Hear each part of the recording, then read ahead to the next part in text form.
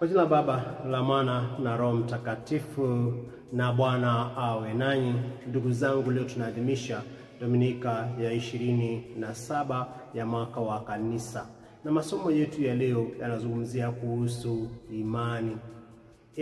Mungu tuongezee imani.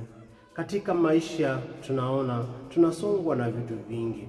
Tunakuwa na shida za nyumbani, shida za imani, za pesa. Na wakati ambao tuko na matatizo, tunaomba Mungu. Wakati mwingine tunaona Mungu hajajibu. Alafu tunaanza kujiuliza, je, ni kwamba hatuna imani ama ni kwamba tumepungukiwa na imani? Lakini Yesu katika Injili ya leo anakumbusha wanafunzi wake ya kwamba ile imani kidogo ambao wako nayo wangeweka katika matendo makubwa angefanyika katika maisha yetu. Je, kwa nini wewe uko na imani haba? Kwa nini usiweze kutumia ile imani ambayo Mungu amekupatia, ambayo ni neema kutoka kwake katika matendo? Tuombe Mungu ili licha ya masaibu ambayo tuko nayo tusiweze kuyumba katika imani yetu, lakini tumtegemee Mungu atusindishie imani ndio makubwa yatendeke katika maisha yetu. Na somo letu la kwanza linatoka katika kitabu cha nabii Habakuki, sura ya kwanza aya ya 2 hadi ya 3, sura ya 2 aya ya 2 hadi ya 4. Na tunaona huyu nabii Habakuki anamlilia Mungu kwa sababu anaona kwamba watu wanateseka, anaona kwamba wanaadhibiwa. Kwa sababu huyu nabii Habakuki alikuja kabla wana wa Israeli hawajachukuliwa kule Babiloni. Mji umeteketezwa, wanaona yote yameisha, wamekata tamaa. Kwa hivyo wanaanza kumlilia Mungu kwa sababu shida zinawasumbua, zimewashunguka upande na upande, shida mingi na taabu nyingi, mateso mengi. Kwa hivyo kwao huyu nabii Habakuki anaanza kukasirika kwa sababu anaona ni kama Mungu amenyamaza. Anashindwa kwa nini yeye asiwezi kutenda kama yeye?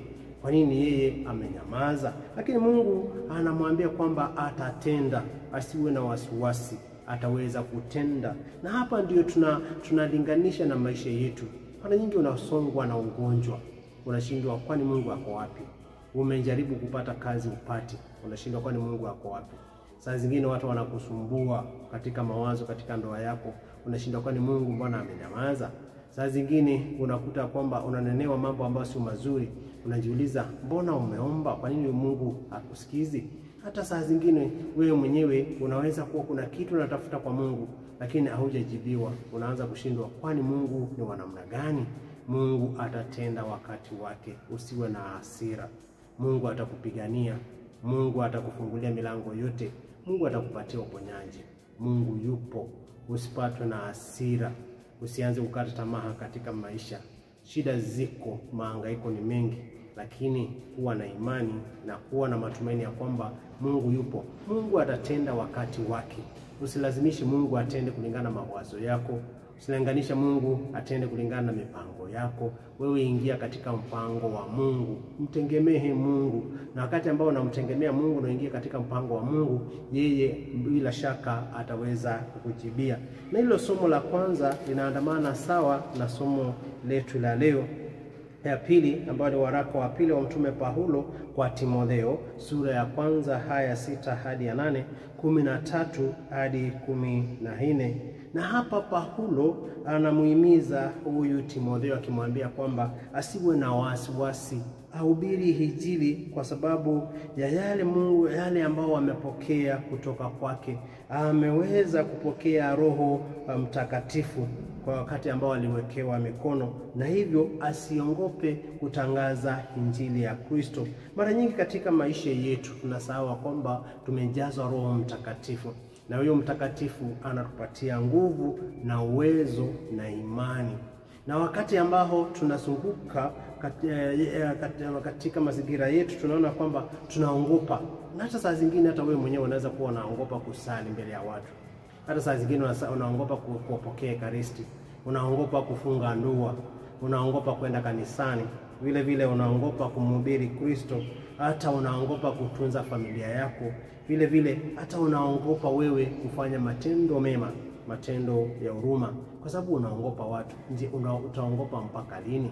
Umejaliwa neema, umejaliwa Roho Mtakatifu, umebatizwa, kwa nini wewe uongope? Wacha kuongopa. Umejaliwa uwezo wa kumtangaza Yesu Kristo. Usiongope kutenda mema katika kanisa. Usiongope hata kwenda kupokea. Usiongope hata kusali. Usiongope hata kusoma neno la Mungu pale mbele. Usiongope kufanyia mke wako ama mume wako yale mema. Usiongope hata kusaidia watu wale wengine. Umejaliwa neema. Toa huo woga ambao uko mbele yako. Toa huo woga wa kumtangaza Yesu Kristo. Toa huo woga wa kusali mbele za watu, na hivyo utaweza kumtangaza Yesu Kristo kwa njia ile. Ni lazima imani yetu iandamane na matendo, na hayo matendo ndio hayo ambayo yanatufanya tutende yaliyo mema. Woga unapunguza matendo mema katika imani. Tuondoa woga katika maisha yako na uweze kumtendea Mungu kulingana na mapenzi yake. Na sio woga tu katika mambo ya kanisa, hata woga katika maisha yako. Unataka kujaribu kazi lakini uko na woga. Unataka kwenda kwa ofisi fulani kuomba kazi lakini unaogopa. Unataka pia kuweza kuongoza watu ama kuwapatia maadili na wewe mwenyewe unaogopa. Usiongope. Uwanja siri, umepata hiyo roho wa nguvu na upendo. Na imani, somo letu la Injili natoka mwinjili Luka sura ya 17 aya ya 5 hadi ya 10. Na hii Injili imegawanya makundi mawili. Sehemu ya kwanza ni wakati ambapo wanafunzi wa Yesu waliomba waongezewe imani. Na hii sehemu ya pili ni pale tunaonyeshwa kwamba tukiwa waaminifu katika imani, bila shaka tutaweza kupata tuzo. Na katika sehemu ya kwanza, kuongezewa imani, hao wanafunzi wa Yesu wanataka waongezewe imani, lakini Yesu anawaambia kwamba ile imani ambao wako nayo ingeweza kufanya makubwa. Wangeweza kuambia mkuyu utoke upande huu haweze kupandwa baharini. Lakini wao wanashangaa, hii itakuwaje? Na hapo ndio tunaweza kujiuliza, je, wewe uko na imani? Unaona watu wengine wanajibiwa sala zao, ama unaona watu wanafanya miujiza, unaanza kujiuliza, je, uko na imani? Na kwa nini wewe usiweze kuwa na imani? Kwa nini wewe usiweze kuwa na imani? Kwa nini ile imani kidogo ambayo uko nayo inayumba? Kwa sababu mara nyingi wakati ambao tunapatwa na shida, ndio imani yetu inayumba. Unaanza kwenda kwa mganga, unakata tamaa, unaanza kupotoshwa na watu. Unakuta kwamba huwezi kumng'ang'ania Yesu Kristo kwa sababu unadhania ni adhabu ambayo anakupatia na sababu haja kujibia sala zako. Ndugu zangu, msikate tamaa katika imani. Msiweze kuyumba katika imani. Hiyo imani ambayo uko nayo kidogo ni neema Mungu amekujalia, na unapaswa kuiweka katika matendo. Hiyo imani kidogo tu uko nayo, ujiombee wewe mwenyewe na utaweza kupata kazi. Wewe mwenyewe uwe na imani ya kwamba Mungu ataweza kufungulia milango, utaweza kupona, utaweza kubarikiwa watoto, utaweza kuneemeshwa katika maisha yako, na hiyo utaweza kuiona. Basi kwa nini unaona haiwezekani katika maisha yako? Kwa nini wewe unaona kwamba Mungu hawezi kupatia kazi nzuri? Kwa nini unaona kwamba Mungu hawezi kupatia mtoto? Kwa nini unaona kwamba Mungu hawezi kupatia uponyaji? Kwa nini unaona kwamba Mungu amekusahau? Kwa nini unaona kwamba Mungu anakuchukia? Kwa nini unadhania kwamba haiwezekani? Kwa Mungu yote yanawezekana. Kile ambacho tunakihitaji ni imani. Usiweze kufikiria kwamba Mungu hawezi kusikiza hizo nia zako. Mungu hawezi kubariki hizo nia zako. Mungu hawezi kujalia kile ambacho unakiomba. Yote yanawezekana. Kuwa na imani hata kama ni kidogo, iweke katika matendo. Na tukumbuke ya kwamba sehemu ya pili ya hiyo Injili, tukiwa waaminifu katika imani, naye Mungu atatutunza. Tumepatiwa mfano wa huyu mfanyikazi ambaye alienda kuchunga ng'ombe, na hivyo alienda kulima. Kwa kweli huyu hakuwa anastahili ya ziada, kwa sababu yeye ni mtu tu wa kibarua, ama yeye ni mfanyikazi. Kwa hiyo sio kwamba alikuwa anahitaji kutunza zaidi. Lakini tunaambiwa kwamba sisi wenyewe tukifanya yale Mungu anatujalia ama anataka tuyafanye, na tuyafanye vizuri, bila shaka ataweza kututunza.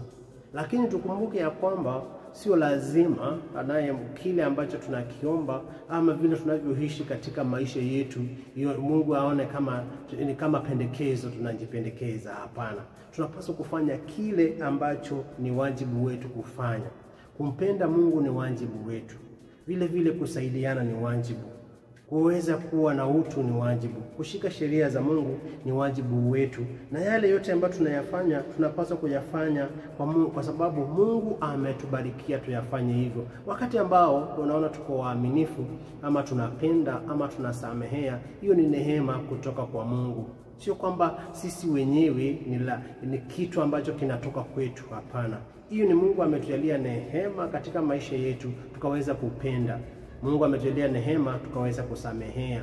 Mungu ametujalia neema tukaweza kupokea sakramenti. Mungu ametupatia neema tukaweza kusali. Kwa hivyo sio lazima tupasi kumlazimisha Mungu. Tumwambia kwamba kwa sababu leo nimeomba hii novena lazima unitimizie.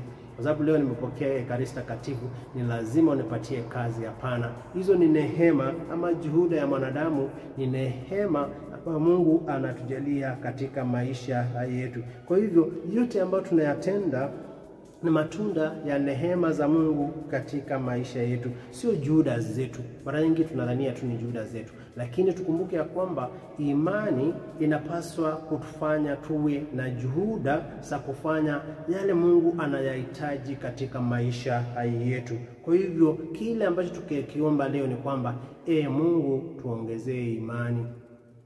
Mungu tuongezee imani katika maisha yetu, kwa sababu bila yeye hatuwezi chochote. Imani inatuwezesha tuweze kuona Mungu akifanya kazi katika maisha yetu. Imani inatuwezesha tuweze kuongea na Mungu. Imani inatuwezesha tuweze kubarikiwa. Je, kwa nini imani yako ipungue wakati Mungu yupo na tunamwomba atuongezee imani? Tumbukuke maneno ya msaburi, anasema ingekuwa heri leo msikie sauti yake, msifanye mingumu mioyo yenu. Njooni tumuimbie Bwana, tumfanyie shangwe mwamba wa wokovu wetu. Tuje mbele yake kwa shukrani, tufanyie shangwe kwa saburi. Ndugu zangu, kwa nini tufanye mioyo yetu mingumu wakati Mungu anataka tuongezea imani? Kwa nini ufanye moyo wako uwe mgumu wakati ambao tunapaswa kumtegemea Mungu? Tumpatie nafasi katika maisha yetu, tupatie nafasi ya tutawale. Tusikate tamaa katika shida ambazo tuko nazo. Tuwe na imani ya kwamba Mungu atatenda yote. Leo ndugu zangu, kuwa na imani kwamba Mungu atakuponya. Kuwa na imani ya kwamba Mungu atakufungulia milango ya kazi. Kuwa na imani ya kwamba Mungu atakubarikia watoto wako ambao wanafanya mtihani. Kuwa na imani ya kwamba Mungu atasikiza sala zako na nia zako na ataweza kusijibu. Tumsifu Yesu Kristo. Tuombe. Baba Mama, tunakushukuru kwa neema nyingi ambazo unatujalia. Tuongezee imani, ndiyo hiyo imani tuweke katika matendo, na matendo yetu ya kupendeza siku zote. Natomba hayo kwa njia ya Kristo na Bwana wetu. Na Bwana awe nanyi, na mbariki Mungu Mwenyezi, Baba na Mwana na Roho Mtakatifu. Nawatakia Dominika njema. Usisahau kusubscribe, usisahau kushare na comment, ndio tukue pamoja katika Living Word Homilies. Mungu akuongezee imani. Na uponyaji wa majeraha yetu. Chemichemi